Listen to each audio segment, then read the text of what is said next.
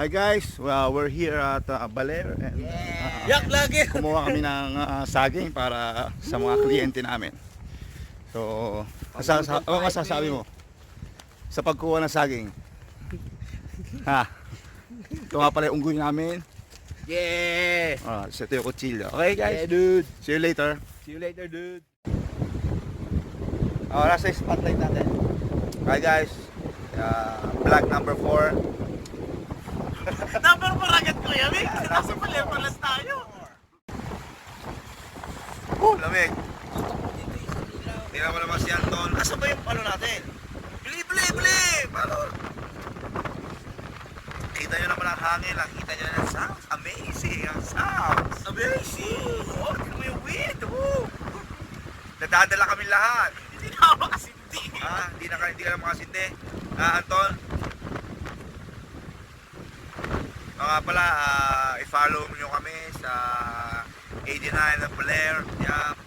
MMA. Meg, ano masasabi mo kay Paul?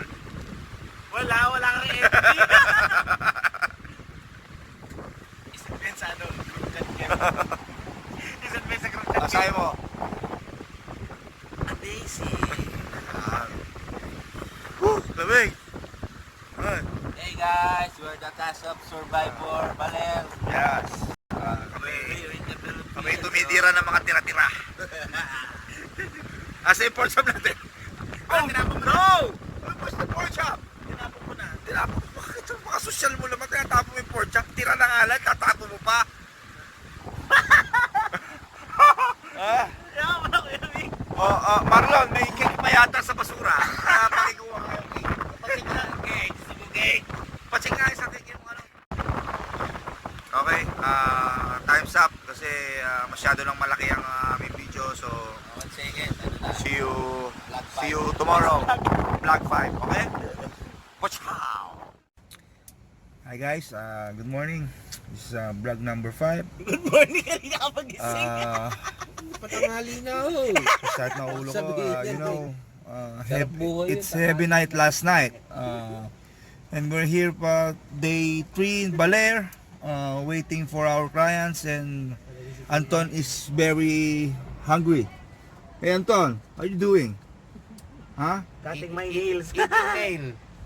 Eating nail. You Marlon, Yes. how's your day 3 here in Baler? Not good. Not good, why? You're hungry? Huh? It's rainy days. Hallelujah. It's raining days. Yeah, my okay. friend. That's my friend. And, medyo cloudy dito ngayon sa Baler. Pero magagaling naman ang mga driver kaya kaya nila to sa zigzag. So, mag-check out kami ng 12. Hindi pa sila mga nililigo.